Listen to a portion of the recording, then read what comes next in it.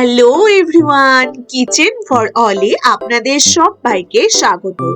আজকে আমি আপনাদের করে দেখাবো সকালবেলার একটি হেলদি ব্রেকফাস্ট রেসিপি। বিশেষ করে সকালের দিকে অনেকের হাতেই একদম টাইম থাকে না, তাই সকালের ব্রেকফাস্টটা যদি ভীষণ তাড়াতাড়ি তৈরি করা যায় তার জন্যই একটি রেসিপি নিয়ে এলাম আপনাদের জন্য। আজকে আমি করে দেখাবো হেলদি একটি গোলা রুটির রেসিপি। চলুন তাহলে দেখে নিন এই রেসিপিটি আপনারাও চটজলদি কিভাবে বানাবেন। প্রথমেই নিয়ে নেব হাফ কাপ আটা, আর নিয়ে নেব বড় চামচ দিয়ে 1 চামচ ঝরঝরে সুজি, ভেজানো নয় ঝরঝরে শুকনো সুজি। তাতে নিয়ে নিলাম হাফ চামচ চিনি আর হাফ চামচ নুন। এবার শুকনো খুব ভালো করে সব উপাদানগুলি মিশিয়ে নিন। একদম কম সময়ে এই রেসিপিটি তৈরি করতে পারেন। এবার হালকা মিশিয়ে নিয়ে তাতে নিয়ে নেব একদম ঝিরিঝিরি করে কেটে নিয়েছি একটি বড় সাইজের পেঁয়াজ। এবার তাতে পরিমাণ মতো জল দিয়ে অল্প অল্প করে আস্তে আস্তে সম্পূর্ণটি মিশিয়ে নিন।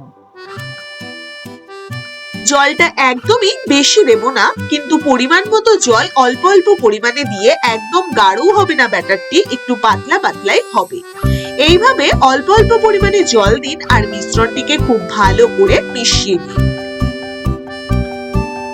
সকালবেলা বিশেষ করে যারা কর্মজীবনে ভীষণ ব্যস্ত তাদের কিন্তু হাতে একদম টাইম থাকে না রান্নাঘরে গিয়ে এটা ওটা তৈরি করার, তাই চটপট আপনি মাত্র আটা দিয়েই রেসিপিটি বানাতে পারেন। ঝটপট রেসিপিটি দেখে নিন আর আপনারাও চটজলদি এইভাবে ব্যাটারটি তৈরি করে নিন। এইভাবে ব্যাটারটি তৈরি করে 5 মিনিট ঢাকা দিয়ে রাখুন। এবার ফ্রাই প্যান গরম করতে বসিয়ে দিয়েছি, তাতে দিয়ে দিলাম সামান্য সাদা তেল ব্রাশ করে।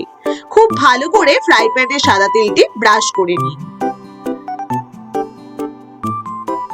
সাদা তেল ব্রাশ করে এবার 1 হাতা এরকম ভরে দিয়ে আরো 1 হাতা উপর দিয়ে দেব।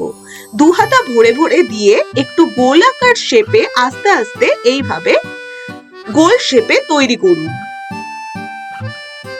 করে নিয়ে এরকম কাঁচা কাঁচা অবস্থাতেই ওপর দিয়ে এবার দিয়ে দেব কিছু গ্রেট করা পনির।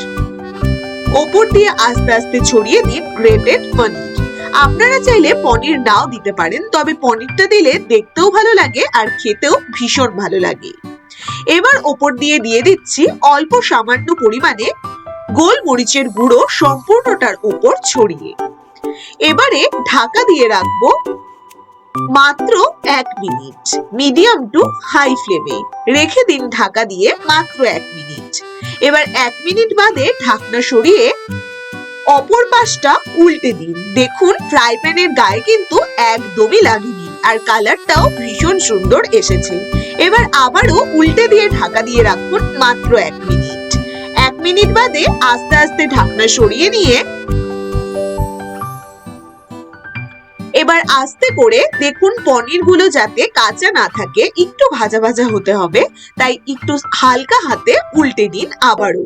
এবার দেখুন পনির গুলো বেশ লালচে লালচে কালার এসেছে, তাহলে কিন্তু দুটো সাইডই একদম রেডি।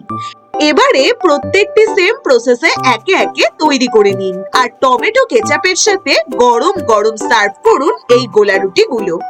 বন্ধুরা, আশা করি আপনারাও চটজলদি বানিয়ে ফেলবেন এই রেসিপিটি। আর কেমন লেগেছে আমাকে জানাতে ভুলবেন না কিন্তু।